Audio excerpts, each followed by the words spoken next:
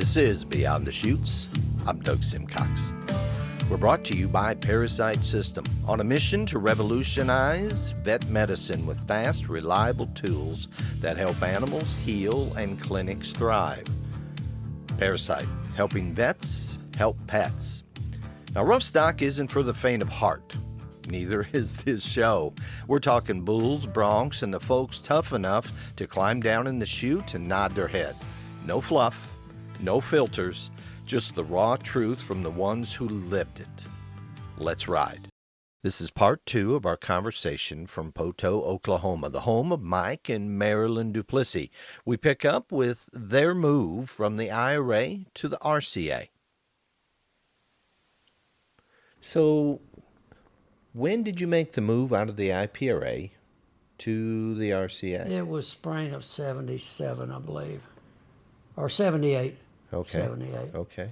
And really, I went so Marilyn could take a shot of making an NFR. She always wanted to go to the NFR, naturally, with Dan.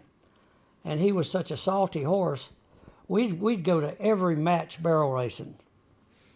And I don't think they beat us.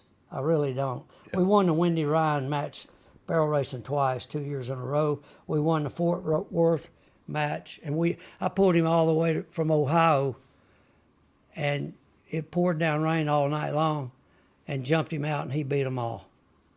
And so Marilyn only went to 32 rodeos. We never went to Cheyenne or none out west. I went to Houston. She didn't enter Houston.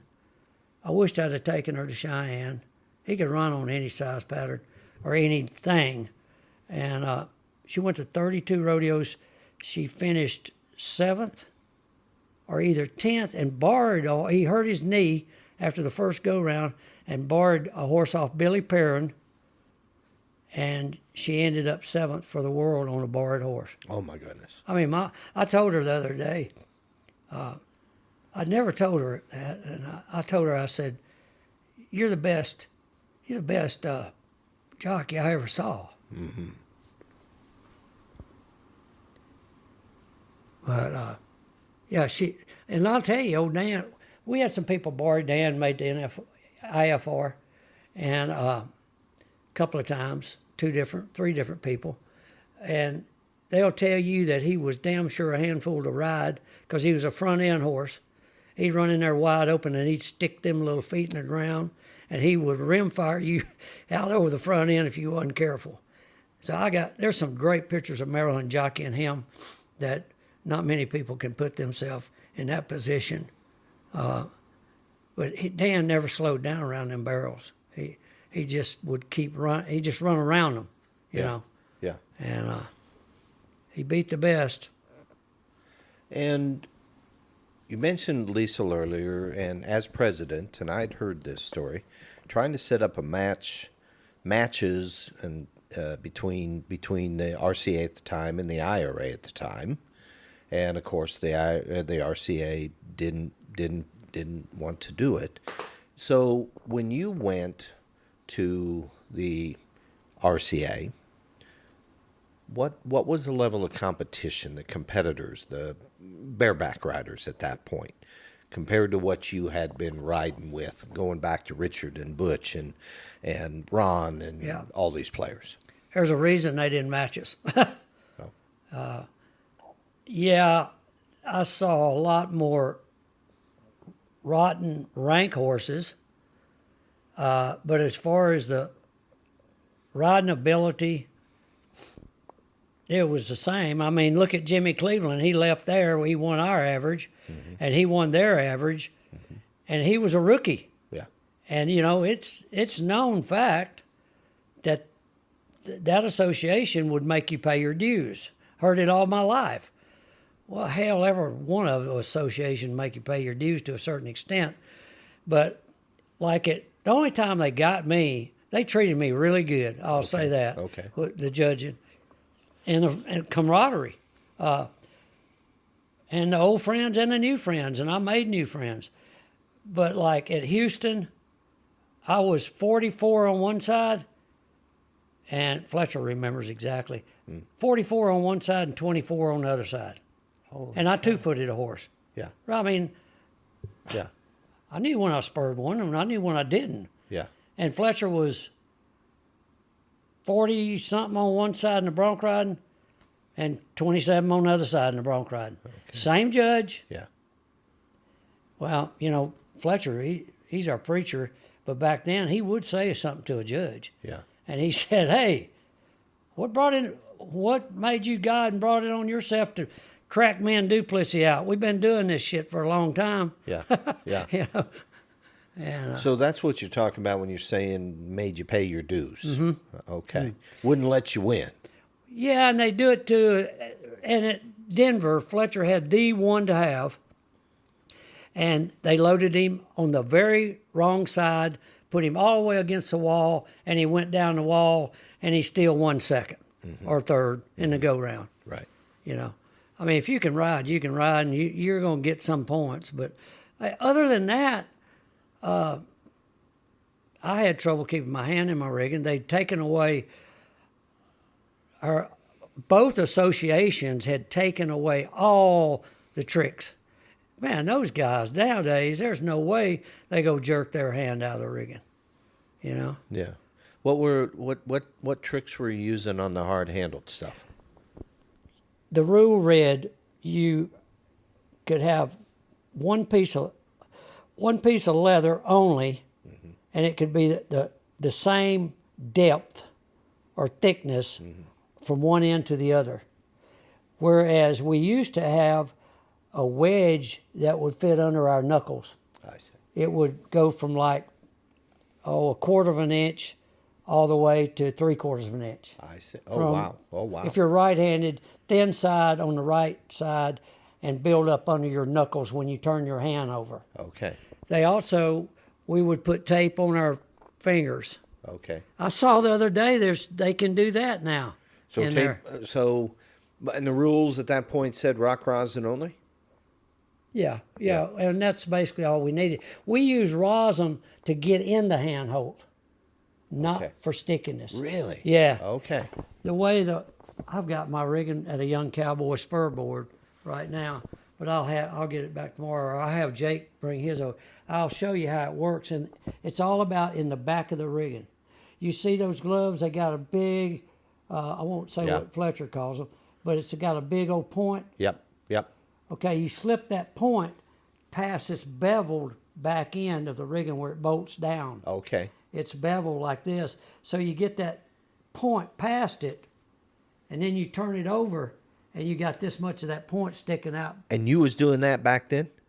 To a certain extent. To a certain extent. Yeah, they wouldn't let us have that big old tit. They wouldn't? Well, but we would. Yeah. But we'd camouflage it kind of. Okay. And then we would put tape around these two fingers. Okay. Build it up real thick. To when we rolled it over, the tape's under the glove. I see. No harm done, really. Yeah. I mean, so I really had hell keeping my hand in a rigging. And Bruce Ford pulled my rigging there, one of the last horses I ever got on.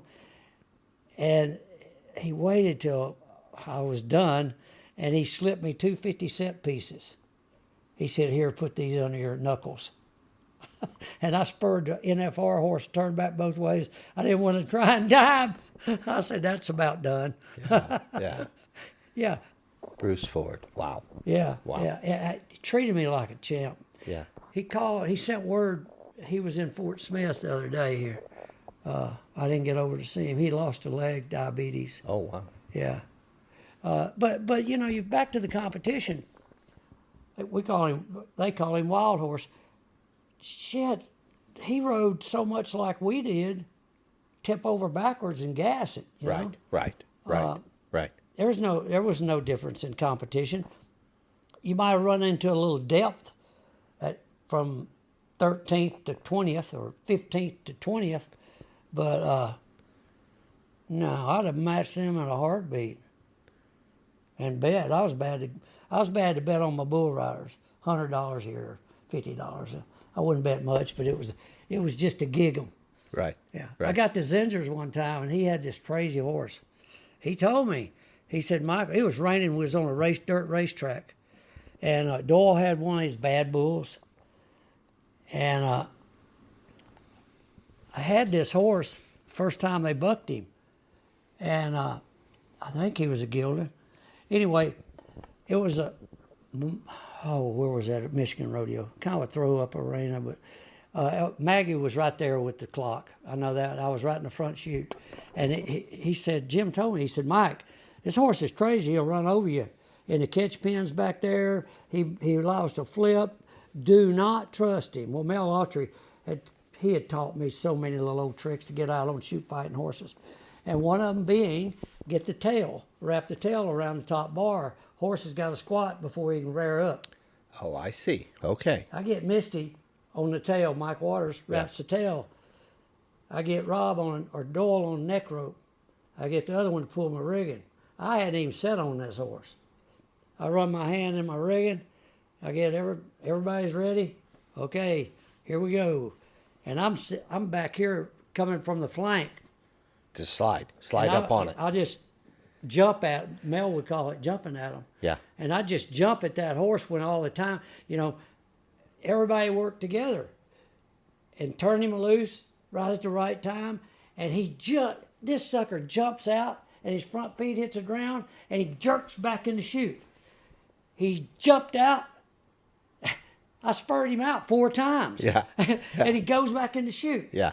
And I look over my shoulder and I went, Misty's got his knife out cutting the horse's tail.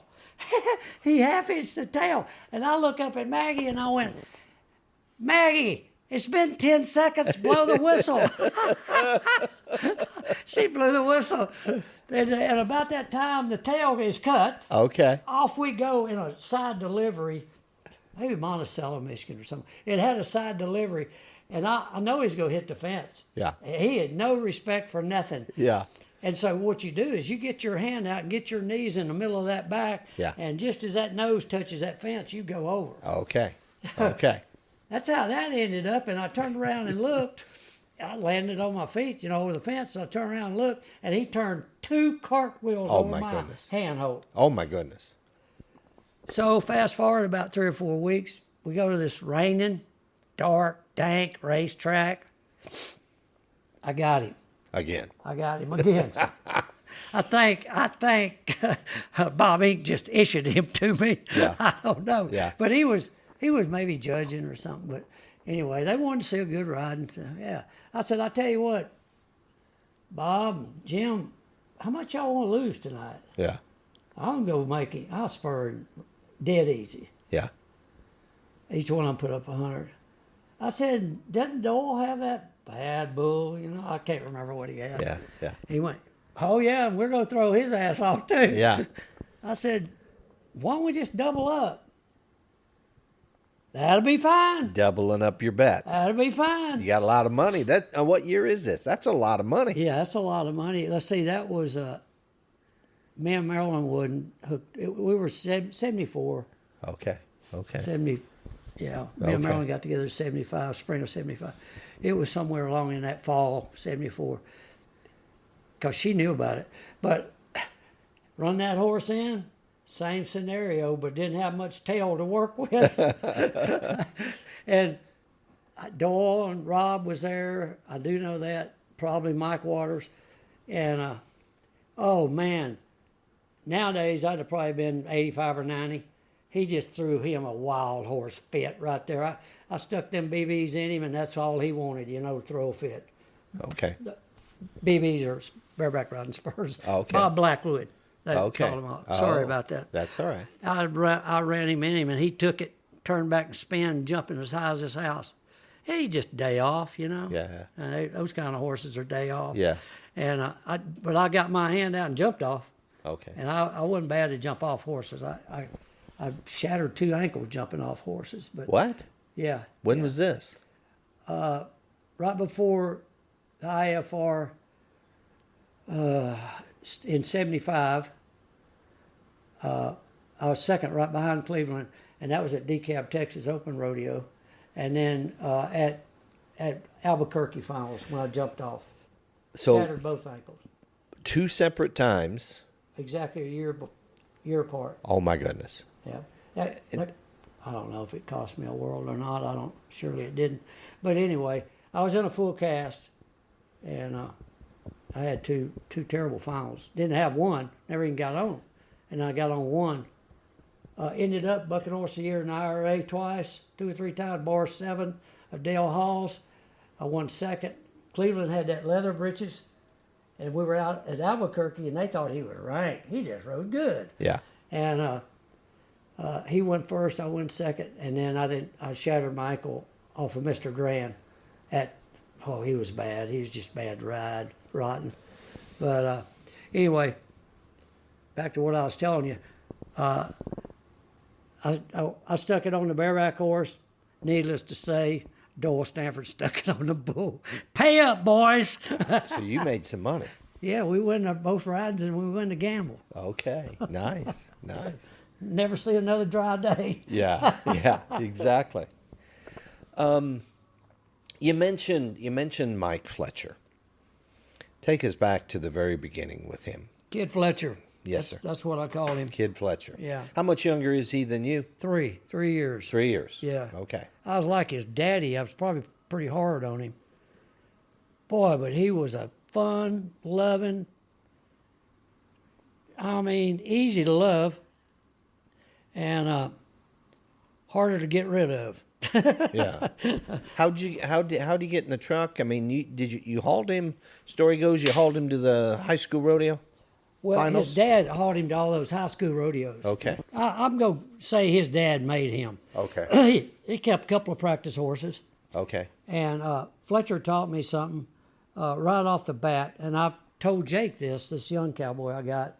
I never really watched the bareback riding event like I should have. And I asked him one day, we were going down the road. He just got in with me. And I said, I was a little curious how he learned how to ride as good as he could, because he could damn sure ride. Yeah, yeah. And he went, my dad took me behind the chutes at Baton Rouge, and I watched a lot. I said, yeah, I got you. Okay. Yeah. Okay. And so, anyway, he had a wild streak. He had to get out of my rig after about a year, and he got in with Jack Wiseman, drink a little whiskey or drink a lot of whiskey and fight. Yeah. That's Jack's way. Yeah. I was dear friends with Jack Wiseman. I trusted him with my life, or hell I did. Yeah. A couple of times. Yeah. But Fletcher wanted to experience the timed event, roughhousing, whiskey drinking. Not to say we didn't drink a little whiskey and, party. We all did, but we did not. I can sit here honestly and tell you I never got on anything with one swallow of alcohol or anything else in my system.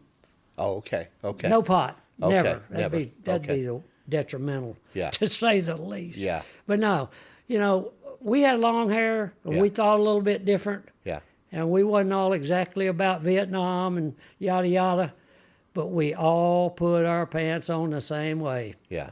One leg at a time, and them boots went on. And we all cowboyed. And we were all brothers when we nodded our head. But Fletcher, what a treat he was to rodeo with. And then here comes the alpha to the omega, Mike Fletcher. He'd have to hold a gun on him, make him say 2 words. Now. Mike Demos. Mike Demos. Yeah, Mike Demos. Okay. When did you meet Mike? We were all.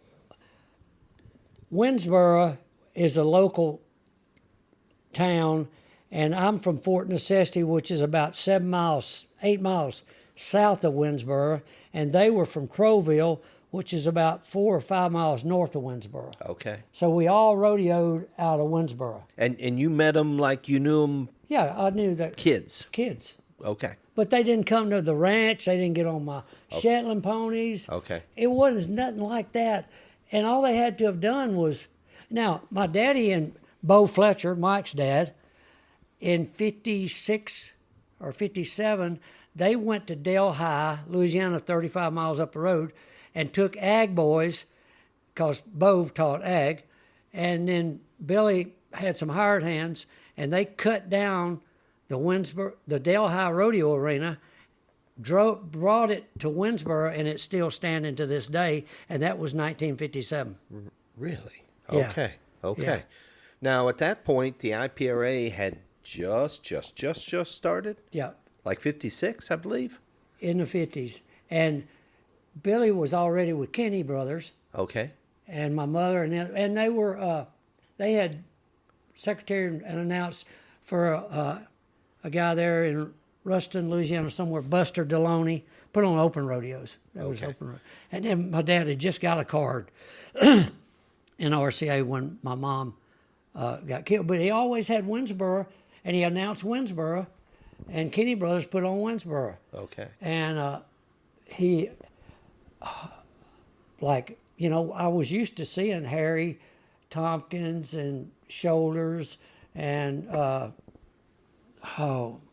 Bernice Johnson gave me my first steer riding rope, you know, and those guys, They would come to Winsboro Rodeo. My daddy had a pool. As an open rodeo, they would come. No, it was Kenny Brothers. So that was My daddy RCA. graduated from the open rodeos Okay. to Kenny's. Okay. And that's how that happened. Okay. But back then, you know, you could use an alias and go anywhere. Yeah. I didn't ever do it. Yeah. They caught you. They fined you pretty big. Blacklisted you. Did the whole thing. Yeah. You were done. And that was going both ways. I Both understand. ways. Yeah. I can remember, you know, that's one of the first things we looked at the magazine. We would go see who was on the blacklist. Yeah. Because some of those guys I rodeo with were from the mountains, and they were bronc riders, and they had aliases. Yeah. You know? Yeah. Well, Butch had a friend, and I had a couple of friends, and you know, they'd rodeo out there under one name, and they'd come back here. In the spring Longhorn rodeos, Loretta Lynn rodeos. God, how lucky I was. She'd have intermission, 45-minute concert, private for the Cowboys first. We'd go out in the arena and sit right in front of her. And just 5 or 6 rodeos in the spring and 5 and 6 in the fall. Well, they paid a lot of money compared Okay. to the $200 rodeos outside, Okay. or $175, and it'd pay 4, 5, 6, 700. You know. Wow. Back And in so those days. guys would come back here, change their names, and you know, rodeo under a different alias. The RCA guys would yeah, come in. Yeah. Okay. There was 4 or 5 of them. And at that point, what years are we talking about? 69, 60? 67, 68, 69. See, I had a Okay. card when I was 14, but my dad didn't let me enter. There was Longhorns till I was a junior in high school. Okay. Boy, they got my money. Yeah. I left Nashville, and I was a freshman in college, and I hadn't even turned 18. And I flew to Nashville and got on just a pup of Sloan's. And he had rented to Loretta. And first really good bareback ride I ever made on just a pup right there in the gate. I thought, I can remember thinking, nobody will beat this. I mean, this is it's as good as it gets. You know, I'm thinking, you know, a young college kid, got the world by the tail. I got my check about 5 days later at Louisiana Tech. That's where I went to school 3 years. And it was like $239, and it was for third. Oh. I called my dad. I said, who the hell, can you find out who won Nashville? Because I ain't supposed to be getting beat. Yeah. Yeah. He called me back, and he said, 2 old tall cowboys, Butch Stewart and Richard Johnson. Oh, my goodness. Okay. And they had rode some man killers. I'd rode just a little old pup. Well, it wasn't about a year I was in with them. And I rodeoed out of Louisiana Tech at Ruston, and they were at Bossier City, so we were 70 miles apart. Okay. And Loretta, Double L Rodeo, Yep. started like in the mid-'60s. Yeah, Bruce Lehrke. When did you ever ride with Bruce up in Wisconsin? No. No. He went to work for Loretta Yeah. at Jackson, Mississippi. What year? My dad, I'm going to guesstimate 64 or 5. That early? Yes. He went to work as her announcer only. Yeah. And my dad was going to be the backup announcer because he took me to Jackson when they had the big meeting. And Well, now, wait a minute. What do you mean the big meeting? Well, Bruce was going to hire Billy to announce Southern rodeos, and he was going to take care of the Northern rodeos. For Loretta Lynn? For Loretta Lynn. Oh, my goodness. Yeah. Okay. So it might have been 65. I don't think I had a card yet. Yeah, it was probably 64. Was she still Goodlettsville at that point? She was still Goodlettsville. Okay. Yeah, and Mooney and the boys, the twins, were going to run the buck and shoots and stuff. Yeah. Yeah. Yeah. Thank God they got Bobby Rowe. But so when did they get Bobby Rowe? Same time they got Bruce? Mm-mm. No. Bobby was still riding broncs. He won the world in 64. Okay. IRA. And I'm trying to put it together. That deal kind of, to me as a kid, went away, to be staged at a year and a half from now, because then I find myself going to Loretta's without my daddy. Okay. My dad had a woman problem after he lost my mother. He had a couple of them women make him quit announcing, so he'd quit a year or two. Oh, okay. Then he'd get another one, they want him to announce. And Yeah. he was a party animal, Yeah. I mean, I don't know how it had been had I lost Marilyn when I was 34. Yeah. I'd been a raving idiot, Right. Shit, she's drowning me. Right. She's the best thing that ever happened to me. Yeah. Not to say I was a bad guy. Yeah. I was at that fork in the roads. I could have been the wild one, run with the wild ones. Yeah. But I'll tell you what, my mother and dad laid a really good foundation. She had me in church every time they opened them doors. And I did not like it as a soon-to-be rodeo cowboy. Yeah. I wanted to be out there on the ranch riding Shetlands and, just ripping and roaring. Yeah. But she laid the foundation. Her mother did. Okay. And it stuck. And I knew right from wrong. And my daddy preached, whatever you do, you never lie, cheat, or steal. Yeah. Yeah. And that's the code of the West, and we live by it, And when I made Mike Waters make me that promise, I tell you what, me and Dale Haskins spent 11 months trying to catch him stealing something. Yeah. We couldn't catch him. Oh, wow. And I know he was stealing bubble gum or something. Yeah. Because he had to. Yeah. But So Loretta. yeah, let's talk about Loretta. Yeah. Back to that big meeting in Jackson. Talk about that. That was kind of the formation. We're going to go big time. Yeah, that was Loretta must have called the meeting too, because look, Lehrke made her. He made Longhorn Rodeo. Yeah. He was a genius. Yeah. And my daddy was smart enough to know he was a genius. Yeah. And my dad wanted part of that. If he was going to join Ben and J.O., John Clark, those guys, Chuck Smith, he wanted to be at the top. And he knew that the only top in the IRA at the time, they had good rodeos, okay? Yeah. Don't get me wrong. Yeah. They had some buckers and they put on a good rodeo. Yeah. But the real building rodeos was where it was going to be, and Loretta was doing it. Loretta was doing it. And Billy was smart enough to know that.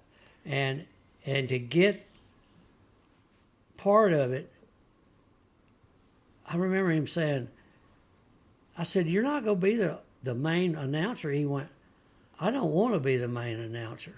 I want to be part of that guy's program. Are you talking about Bruce now? Bruce Lehrke. Okay. Yeah.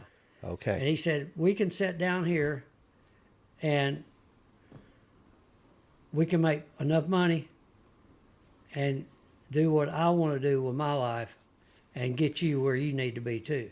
So he went in as a partner? He went in as an investor? Both. Both. My dad was bad to invest. He just rolled the dice. He didn't care. But I mean, with Bruce and Loretta, he invested? He would have if he'd ever. I don't know that he was asked. I see. I wasn't privy. I was a damn 11, 12, 13-year-old kid. For sure. I just know that we went there with a purpose to meet with Bruce and Loretta and Mooney. And how did Double L get started? Loretta? Gosh, I'm probably not the guy to answer. I don't want to be wrong. All I know is we went there. She had the rodeo at Jackson, Mississippi, and it had forever been RCA.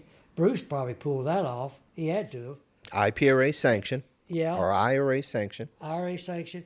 And Loretta Lynn was the stock contractor, Mooney. Yeah. But I do know that she had Bristol, Tennessee, immediately thereafter, and Nashville, Tennessee. Yeah. And RCA has PRCA, excuse me, Yeah. had a rodeo there this year. First time ever. Yeah, I heard that. Oh, shit. I put together, doing my best based on rodeo news, I put together, there was something like 56 days of rodeo, most of them in Nashville, the State Fair Coliseum in Nashville.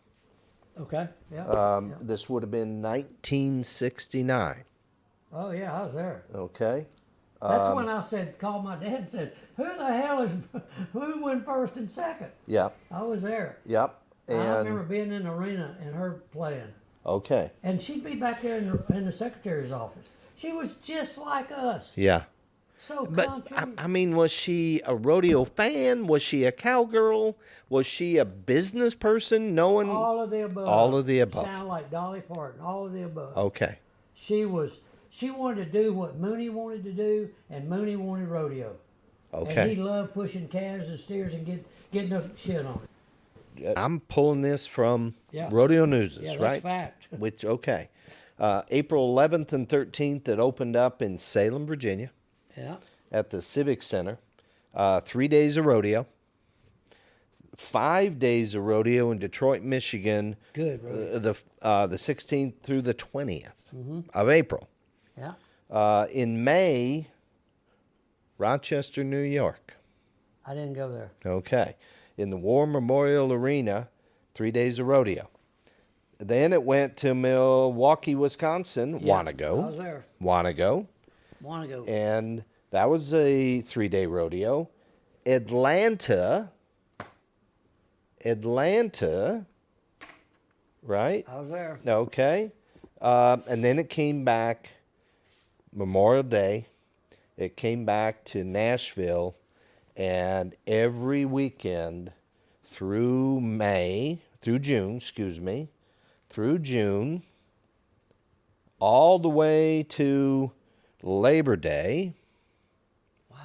At the State Fair Coliseum. I remember that old building. Okay. You just jogged my memory. It was a old metal building, yeah. And Loretta would perform. Yeah. Because her angle was promoting her music, right? All of the above. All the above. She was the first Dolly Parton. Okay. You got to know her story. She came from nothing. Absolutely. Yep. Dirt floor. Yep. Nothing. Yep. She was a coal miner's daughter. And she was Kentucky, wasn't she? Yeah. Okay. Yeah. Bits and pieces Western anyway. Kentucky. Western Kentucky. Yeah, poor. Okay. Poor. Met Coats of many colors. Yeah. True story. Yeah. And met Mooney. He was in the Army, I believe. They moved he like heard to her sing, and he said, "You're going with me." Yeah.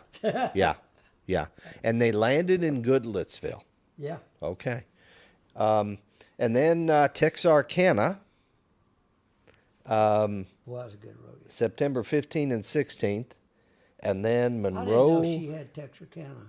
Now, I knew she had Monroe because that's my hometown rodeo. Okay. Right by Winsboro. And I misspoke. There were 20 venues that year, 20 different buildings that I put together. There may have been you more. could make a living rodeoing there, see. Oh, yeah. And 48 days. Not 48. performances, 48 days. Yeah, we had a couple of 2-dayers. Yeah. I'll be down. Isn't that something? Really, she was right before my time because I was going to little LRA rodeos. I was trying to learn how to ride, but I would I mean, when I was a junior and senior in high school, I would drift off to a couple of those. Like Tony Day, I was in Oklahoma, and he said, let's go to Milwaukee. I said, how the hell we get there? And he said, I'm 16. And he said, well, he was real tight conservative. He had to be. Gosh, damn. He was a cobbler. He made those 2 boots there, both mine and Marilyn's boots. And he said, we'll fly to Chicago and we'll get a bus. 16 years of age. Yeah. Yeah. And you're trying to get to We Milwaukee. was going to bars. I got drunk. I was 16. Walking the streets of Milwaukee. But I wasn't scared of nobody with Tony. He was an ex-Marine. Okay. About that thick. Okay. But he's only about 5'3". Okay. But he rode bulls. Yeah. And I rode bareback horses. And I remember going and riding that damn bus thinking, Tony, we could have flew all the way to Milwaukee. Right. A bus. Right. Yeah. Damn sure did. We didn't win a dime. But I flew from Mayo, Oklahoma City up there. Yeah. You know, it was just that was a big time. That was a big time for me, this kid. We were going to open rodeos in Oklahoma learning how to ride, and that's when I was butting heads with Cleveland. You know, at them open rodeos. Yeah. So back to the Jackson meeting. Lecile there? Yeah, I'm almost sure he was there. He had to be there. He was just getting rolling. He was. Yeah. So He was he'd about 18 or 19, I'd say. still in college? Yeah, because he played football. But I've been thinking about. You asked me to be thinking about that, and I had really at one time forgot about Jackson, Mississippi, and Loretta Lynn. But I can remember seeing her boys pushing calves. You know. Okay. And I thought, damn, because I pushed calves. I worked the labor list 2 years. Yeah. And got on mount out Hard horses. work. Yeah, in the shed. A lot of people thought, hey, he's just a rich kid. Yeah. I had a guy, he graduated with me, and he sent me something on Facebook. Some of that bull is just not any good for people. Yeah. You know, he's like, all I remember about you was you was a spoiled rich kid, and your daddy sent you off to some bull riding summer camp. Yeah. Boy, that flew all over me. Yeah. Yeah. Yeah. You ain't never got cow shit on you pushing calves and steers. Yeah. You don't have no idea what I went through. Right. Riding Shetlands, the whole bit, right? Yeah. Doing the time. Yeah, paying the dues. Paying the dues. Bruce Lehrke. Had the golden voice. Okay. Yeah. Really? Okay. Oh, man. Okay. Lisa will tell you the only one any better than Billy Duplissey, Bruce Lehrke was as good. Yeah. Really? Yeah. Okay. And Miss Ethel will tell you. It was just Billy and Lisa was like Phil Gardenhire and Okay. Lisa. Okay. You know, it was just like that. Okay. They could just bounce shit off each other. Yeah. And the timing was always right. Yeah. And Lisa was a musician, so it was all about timing, Yeah, right? all about timing. Yeah, you know, he drummed for Elvis some studio. Yeah. Yeah. And have you read his book? Oh yeah. I never know how close me and him were. You know, just it really about my dad. And then every time I would see him, whether it be training racehorses, just go let the girls meet Lecile in the clown room, or I had to call and tell him Phil Gardenhire got killed. You know, he was at Lauderdale, Mississippi rodeo, and I said, Lecile, you sitting down? What is it? He called me Dupe. He said, what is it, Dupe? I said, Phil Gardenhire just got killed. And he fell apart now, I'm going to tell you. And I told him how it happened. And it had just happened. I pulled the car in and opened the back door. We had a double wide trailer house over there at the time. And Marilyn said, Phil got killed. And I thought it was Phil, the rodeo judge. And I said, Phil Sanders? And she said, no, Gardenhire. I went, shit, I got to call Lecile. I called him. The next day, I picked up 6 of them in a 6-place airplane. They flew in, and we left the graveyard, I said, Lisa, we ought to do a memorial rodeo for him. And he said, let's do it. Yeah. Where we gonna have it? Yeah. And I said, Poto hadn't had a rodeo in 15 years. He said, Poto it is. And the one-armed bandit's right here walking out. And I said, John, me and Lisa, we gonna do a rodeo for Phil in Poto. Will you donate your time? Your act? He said, count me in. Yeah. Lisa had just said, I think I can get everybody to come for free and donate their time. Oh, my. First 5 years, it was all free. Oh, my. Now, talk a little bit about Phil. And I'll come back to Lisa. Yeah. I'll come back to Lisa because there's a lot more there. Tell me about the first time you met Phil. Where did he come from? Right here at Heavener, right down the road. Marilyn, Benny brought Phil around. Phil tried to... Benny Jordan. Benny Jordan. Because Benny's 50 miles south of here at Smithville. Okay. So Phil was a radio announcer right here at the little local radio station. Yeah. And Marilyn can tell you probably a lot more about Phil. But when I met Phil, he was trying to ride bareback horses, and he was having hell. And he was coming to the IRA rodeos with Benny. And Benny made fun of him. I remember Benny making fun of Phil bareback riding. He said, "Thank God he found that microphone. He saved his career and life." But David Bailey came for just the diesel and the labor. Okay. Every famous rodeo announcer in the world came for it. Okay. We had a hellacious rodeo, and then Marilyn got sick, and I had to quit, and then it took them another 2 years to run Lecile off. Local roundup clubs, I don't have to say anything else. Okay. We were going to cover that arena. Yeah. We have a hell of an arena. I'll take you by there. Okay. Okay. We got $175,000 worth of free advertisement the first year. Holy cow. Sold out. Holy cow. It was pro rodeo came back to Poto. Yeah. Gerald Smith used to have a pro rodeo here, 4-day rodeo. Okay. And Phil, back to Phil. Yeah. So you met him before he'd ever picked up a microphone in the arena. When did he make that move? When did he make that transition? Do you remember? Yeah, I was getting close to leaving the IRA 76, 77, probably. Okay. Marilyn, I know. Okay. Because she rodeoed. Marilyn rodeoed in an amateur open rodeo circuit here with Phil. And there's a pretty tight-knit group of cowboys of all ages here. Okay. Yeah. Okay.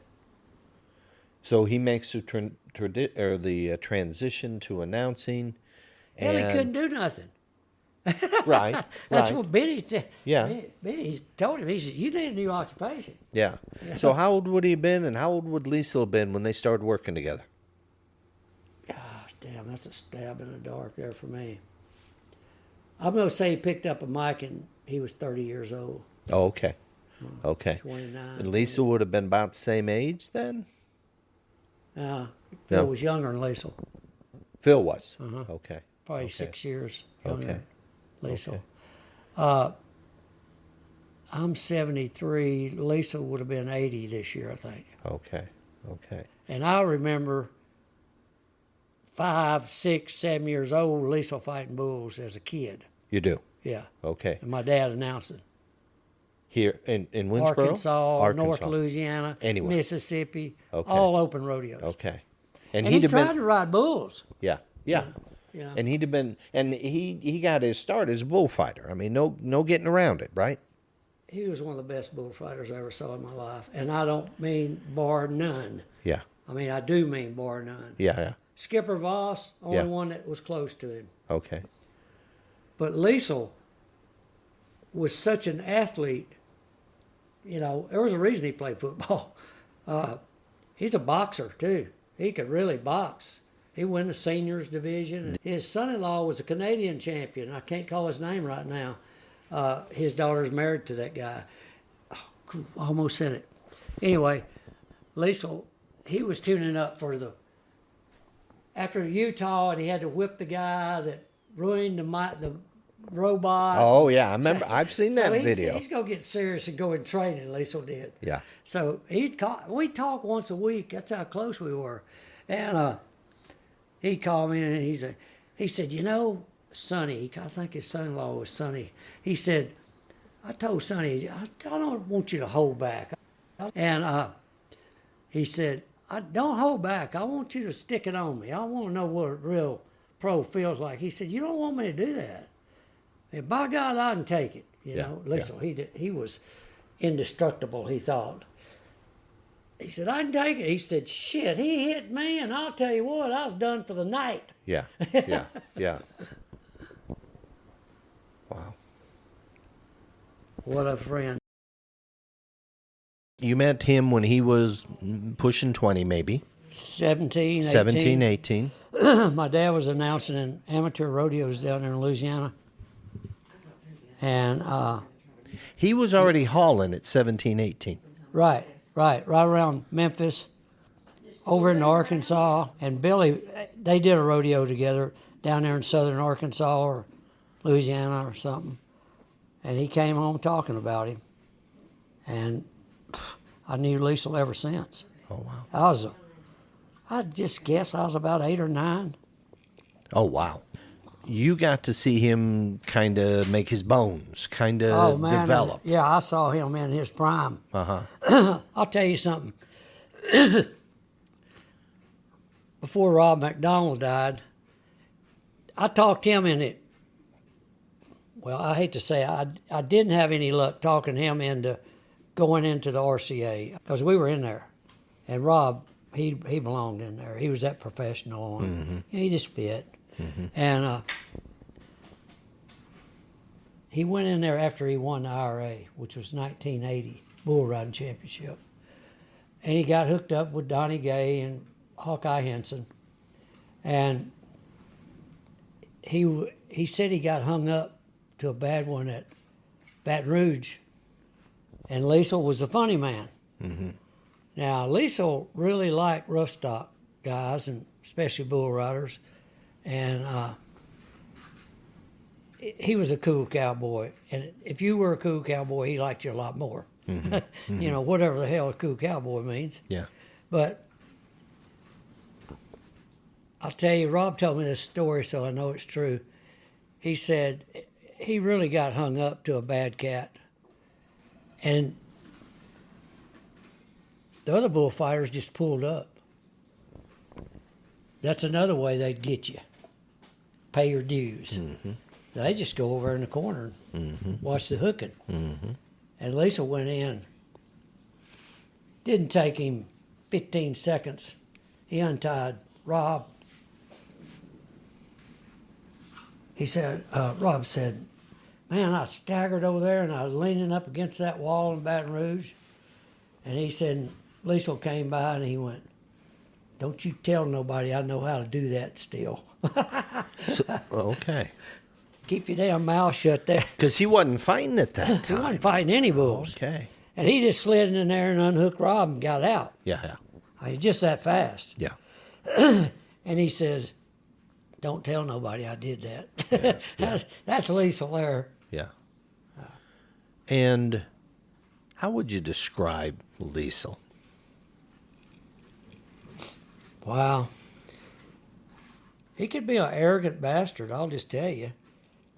But you always loved him. He never did really make you mad. But he got on to me at this rodeo a couple of times here in Poto, and I'd get back on him. You know, I'd come right back at him, and he liked that. He did? Yeah, he liked that. He loved his challenge. That's why he loved to box. And he damn sure mixed it up. But when he was right, and you wasn't changing his mind. And he was usually always right. That's what really aggravated you. Yeah. Entrepreneur. To the 10th power. Self-promoter. And look, there was no doubt that he was right. It was no doubt that joke wasn't funny. You know, and I didn't like some of his acts. But first time I saw him do it was at Monroe, Louisiana with George Taylor. Now that's a character, Nakona George Taylor. But him and Lecile worked great together, and they sang Big Balls in Cowtown. Okay. Yep. And Lecile played the big guitar, and Nakona George had a fiddle, and he'd have it smoking there at the end. But, you know, the funny thing about whether it was in the IRA or in the PRCA, I saw barrel racers, bulldoggers, bareback riders, committeemen. When Lecile walked in the arena to do his act, everybody stopped and watched. Especially the piano act, or one of his famous ones. Big Balls in Cowtown. Yeah. It's simple, it's quick, but how many people can really make that funny? You know, it's just a song. But between him dancing, you know, and I was there when he started dancing with the bull. You know, and he made that famous.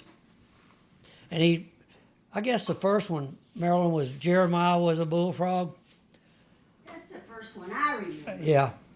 But he danced, well, before then, he would dance like Marvin Gaye. Okay. Like they played Pink Floyd at his funeral. They did? Yes. Okay. And it was about home again.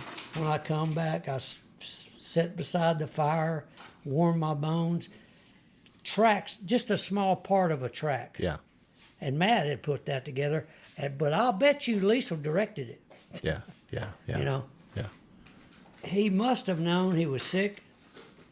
And he told me for 15 or 20 years, Duke, don't worry about me. They'd call me Duke. That was my nickname. Dupe? It's Dupe. D-U-P. Dupe. And he'd spell it D-U-P-E. Yeah. He's the only one that spelled it like Yeah. that. But he'd say, Duke, don't worry about me. I'm going to die in my sleep. Damn if he didn't. He did. Yeah. After he'd finished the rodeo. Yeah. Worked Jackson 8 or 9 performances. And he called Miss Ethel and he said, I'm not feeling real good. It was a Saturday night or a Sunday afternoon. Anyway, I think I'll just stay down here and drive in tomorrow. That's only 170 miles to Goodlettsville. And she said, okay, you know, I would too if you're not feeling good. And the maid found him 10:30 next morning. Yeah. Yeah. So Yeah. we lost a good one. Yeah. I'm just glad that someone came from the IRA that could end up in the Hall of Fame. Yep. You know, Yeah. he should have. Yeah. He saved my ass one time. Well, I don't know if I want to tell that story about the streaking, but anyway. I think we do. Actually, Ron Martin told his version of that story. Rod probably got the most correct version there is, but after we got in all that trouble, me and Jackie Maroney. Now wait. You can't just say that. You gotta set it up for our. Come on. All right. Well, very seldom that we went over 3 or 4 days and didn't get a check. Be sure and don't forget about that wild turkey jug you were holding. Yeah, that was smart. So, Wild turkey. first person we saw was her. Oh, She's wow. going, don't do it. What have you done? Yeah. Yeah. So we had Gary Heiner streaked us Winchester, Virginia. Mm-hmm. Now wait a minute. Whoa. Gary Heiner streaked? Yeah, he streaked on a Friday night or Thursday night in front of the bucking chutes. He got there early, whatever. He was still there. No, he got up backwards. He was working the rodeos backwards, so he was there. One of the only few of us. it was one of those Bob Alexander rodeos. And it was kind of a throw-up arena, but they had bleachers. And they had concession stands and ticket booths up front. And really a nice arena for back there. And so I was cold. I didn't get a check for about 3 or 4 days there, and that just didn't happen. And me and Marilyn had just started dating. And really rare occasions, the timed eventers would mingle with the rough stock riders, and we were back up there on the East Coast kind of. It wasn't very far out of Washington, D.C., probably 50 or 60 miles. And they got to talking about Heiner streaking in front of the bucking chutes. All he did was run across the bucking chutes. During the performance? Well, maybe right after the grand entry, I think. Oh, yeah. It was prime time. So everybody's attention. It's prime time. And did he have a mask on? Nope. Nope. No. And that was... No, we wasn't that smart. That was just the thing to do back then? To do. Yeah. It's when the streak come out, Yeah. the song. Yeah. That was the thing to do. Okay. And so a couple of people had streaked, but nobody had really streaked at rodeo. And so we had gathered with the timed eventers and my future son-in-law, Coyote Smith, Don Smith, that was his nickname, Yeah. because he'd pull a trick on you. And that's what he tried to do on us. But Jackie was the #1 world champion instigator of the IRA. He could get you to do any damn thing. Yeah. Well, we hadn't won no money, and they'd got the whiskey out. Now, where are you? Right outside of Washington, D.C. This is so he had streaked at the same... Yeah, he streaked on Thursday night. Oh, And this okay. was Sunday afternoon. Oh, okay. Daylight hours. Daylight. Yeah. Okay. So Jackie said, hell, I didn't win no money there either. Yeah. And so it was Sunday afternoons. It was legal to drink. Yeah. We'd party, Monday and Tuesday. And Yeah. Gear back up for Wednesday. Yeah. And so Jackie said, Duplissey, we need to streak. We need to change our luck, do something. Why don't we streak this rodeo? And I said, yeah, why don't we do it horseback? Well, Don Smith said, hey, I got those spooks tied up at the trailer over there. Well, we never did wonder why Spooks was tied up at 6 o'clock in Sunday afternoon. Spooks was a little hard to ride, Oh. They were sweating the horse. And Oh. they were training, calf roping training, and it can be cruel. I see. So, not that they had done anything, but he was tied. He said, he's still tied up. We just hadn't unsaddled him. He's over there by that inline horse trailer and that, camper. And Jackie, boy, you could see the wheels turning in Jackie. I said, maybe that ain't, the rodeo's just getting over and all these people are leaving. I said, hell, let's do it, Jackie. He said, let's do it. So we ran over to the trailer, jumped in the camper, took our clothes off. But that year before, I finished 4th for the all-around. Yeah. And they give you numbers. Well, I took my hat off and I pinned that number 4 to the back of my hat. I wanted to make sure they knew who it was. And did it say IPRA on it? It was 1976 Centennial. Oh. Red, white, and blue. So it number said... 4. Yeah, okay. It'd be okay. the IRA anyway back then. Yeah, wouldn't it was definitely IRA. It said IRA. And No question who you're representing. it has your name. My name's on there. And so I get half a gallon of whiskey. I guess it was Wild Turkey. And we hit the whiskey a couple of times, and we jump out that camper, and Jackie's got his hat on. That's all we had on our hats. So you're naked at this point. We were naked. And so Jackie unties Spooks, sticks his foot in stirrup, jumps in, rides him up again. I said, ride him over here so I can get on him a lot easier, Jackie. And I jumped on behind Jackie. And we went out right in front of that truck, and the first person we see is Marilyn. She slams both hands over her eyes and says, please don't do this. No, don't. Anyway, well, we're going to do this. And so we whip out on, there's a little, like a turn row for parking. It's in a baseball park, you know, so there's a little road around the arena. We'd already made it 3 nights with the Cowboys. And, of course, we had just got there to get on that Sunday afternoon. Anyway, the people are coming out of the stands. The president of the rodeo committee starts immediately chasing us, going, my 15-year-old daughter's out here. Y'all are going to jail. Wait till I catch up with y'all. Well, hell, he couldn't catch up with us. He weighed about 300, but he was chasing us, screaming. And I said, Jackie, you better over and under him. We better get Spooks up a gear. And just as we get by the Cowboys,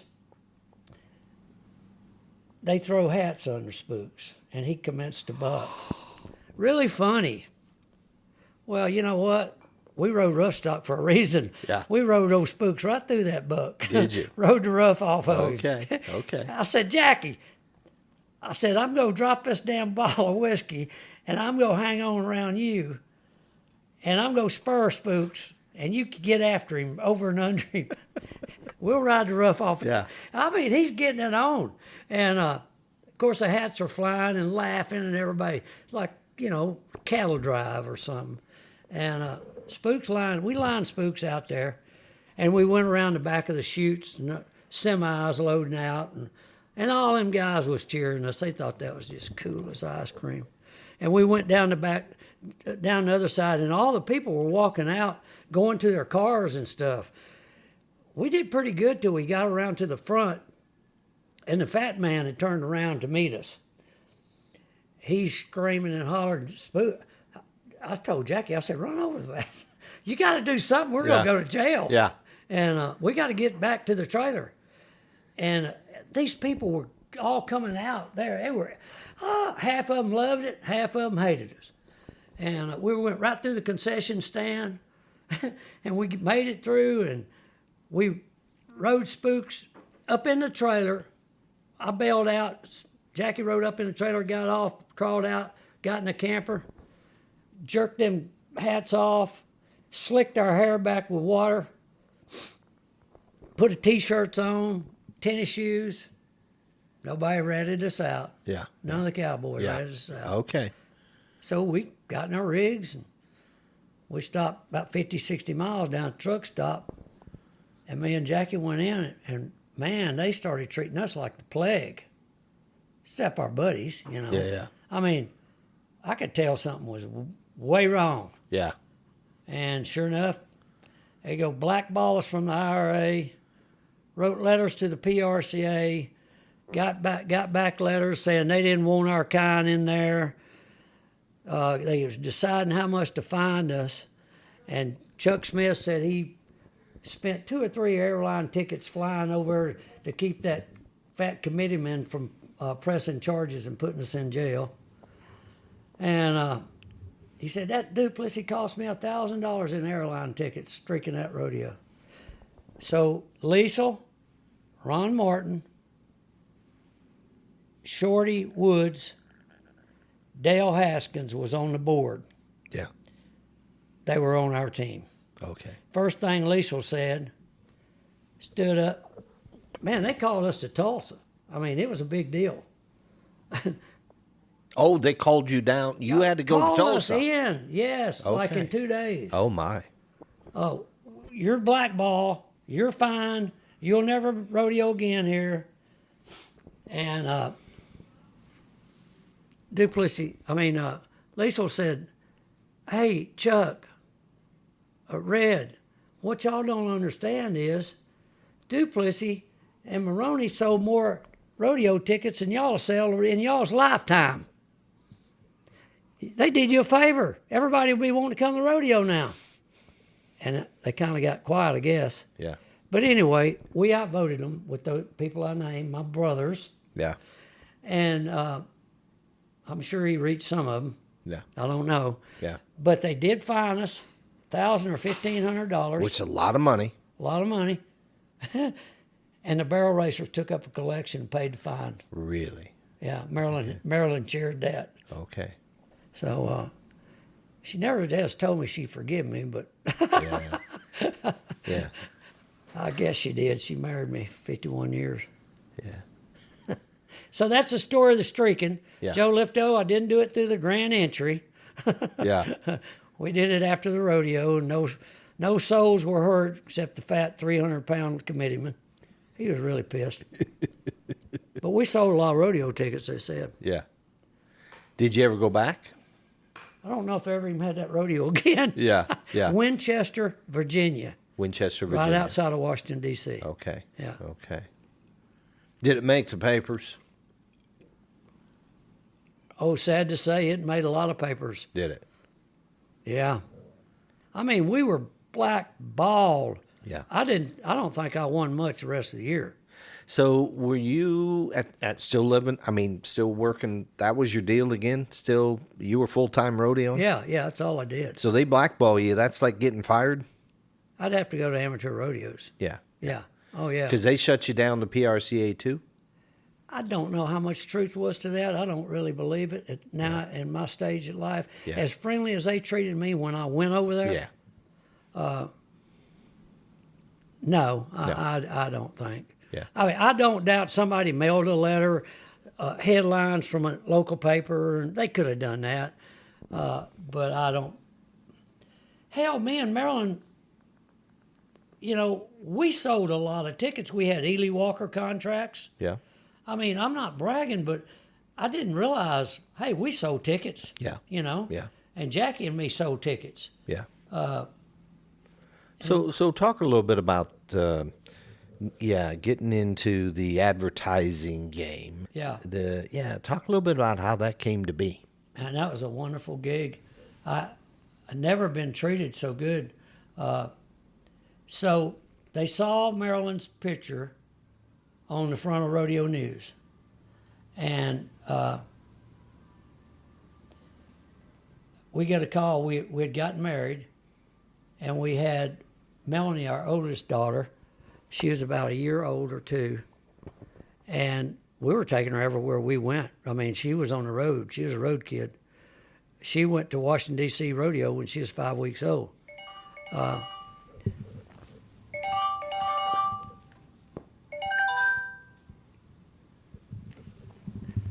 And we got a call. We were at Fort Necessity, Louisiana, at our ranch, and we got a call from a broker, an advertising broker for Ely Walker, and he worked for 3 or 4 more companies. And he said, this is so-and-so in Memphis, Tennessee. I saw your wife's picture on the Rodeo News. And would y'all be interested in flying to Memphis and going to work for us? I went, well, by all means. And all the endorsements to that point was in the PRCA. And it was very, very, Larry Mahan was the man. He was like Ty Murray, But he changed rodeo to accept longer hair, open shirts, really changed the Western style of clothing, and boots and hats and everything. He changed everything. Yeah. Riding styles, whatever. So we jumped at the chance to go. So he sent us an airline ticket, and they flew us up there Where was that? to Memphis. Memphis. And that was the headquarters. And Ely Walker made everything from refrigerators to air conditioners to clothing that was in Sears and Roebuck catalogs and stores under Sears tag, some under Ely Walker tag, and then all the Western stores.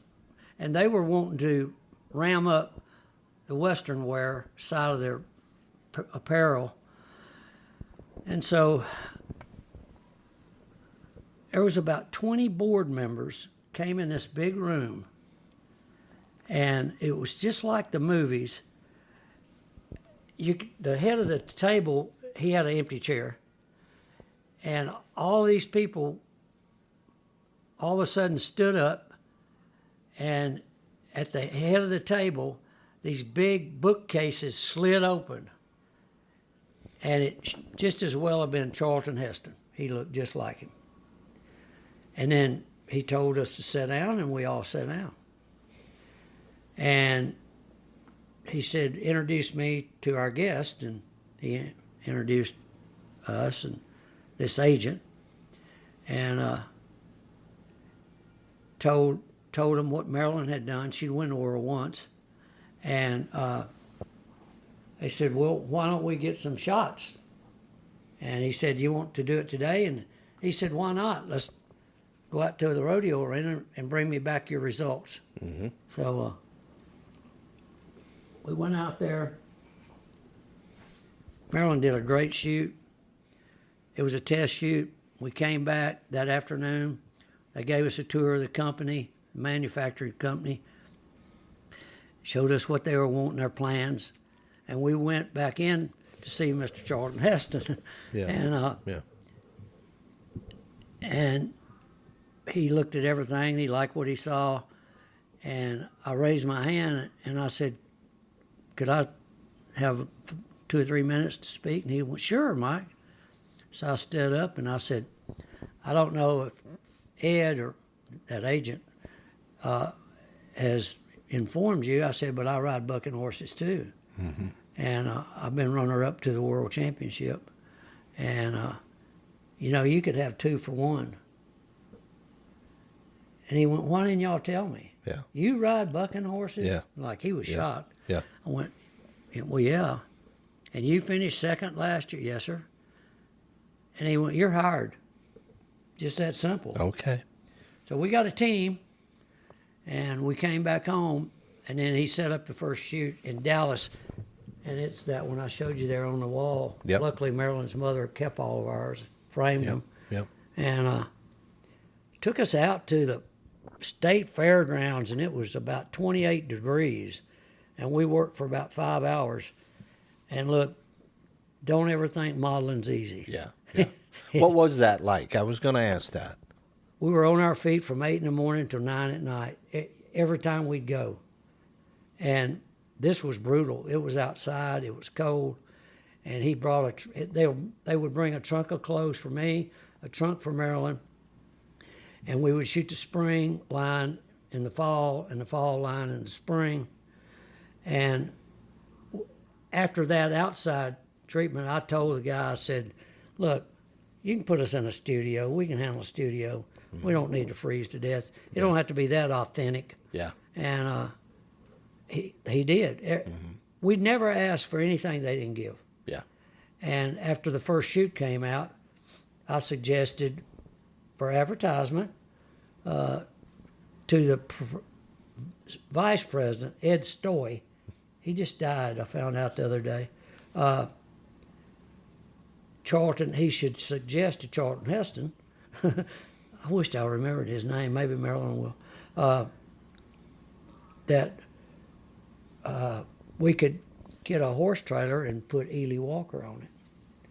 So they bought us a $3,700 nice horse trailer. 2 horse and all that? Yeah, inline. And then they ended up buying us 2 horse trailers. Oh, wow. And putting their print on it.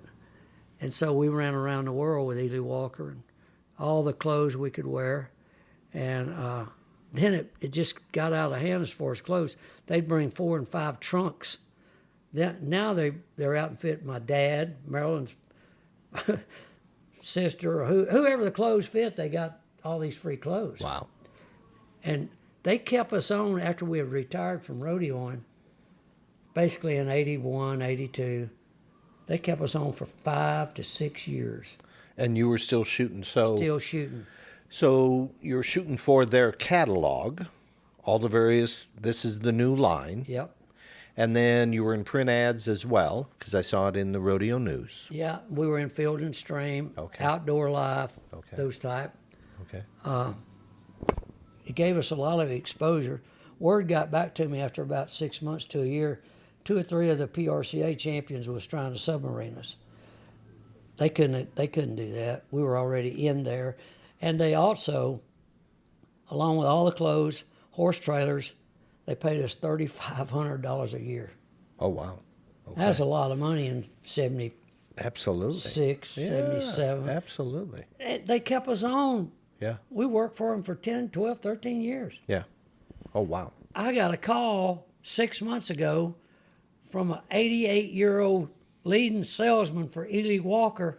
Just wanted to know if was I the Mike Duplissey and was it I married to Marilyn. Really? And he remembered it. He said I didn't make a lot of money at that they were really tight, and I hate to tell him they treated us so good. Yeah, yeah. But he really was glad that they did treat us good. Yeah. But it was a good gig. Yeah. I mean, and Marilyn's beauty got it, and her hard work and her championship, you know? Yeah. Isn't that something? Now that wraps up our conversation with Mike Duplissey. Be sure to join us next time as we continue sharing more of Mike's incredible rodeo stories. Thanks for joining us on Beyond the Chutes. I'm Doug Simcox. Big thanks to our presenting sponsor, ParaSight System. You know, zoonotic diseases and parasite infections don't stop at the pets. Each and every one of us could be at risk, and ParaSight System's here to educate, to help prevent and protect pets and their people. ParaSight is here to help. Learn more at ParaSightSystem.com. We're also brought to you by Simcox & Company. 4 generations of barbers serving Cedar Falls, Iowa. Want to look sharp? Walk in and see Deb, Tom, Eli, or Troy.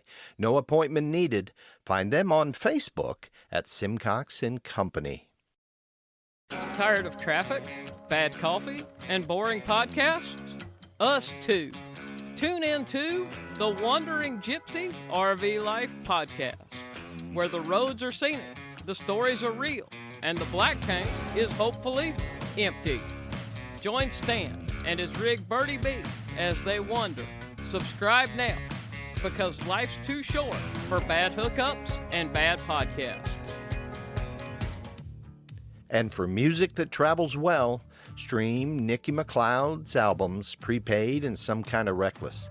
Available now wherever you find your music. BTC is headed back out soon. First stop, Marlon Harris's Mountain Cove Rodeo Reunion over Labor Day. Then it's north to Festival Western de St. Tite in September, and come October, BTC will be at Mike Swearingen's Rodeo Reunion. It's the first weekend in October. Look up Mike Swearingen on Facebook and let him know you're coming. Now, this has been a BTC production. Until next time, thank you for listening.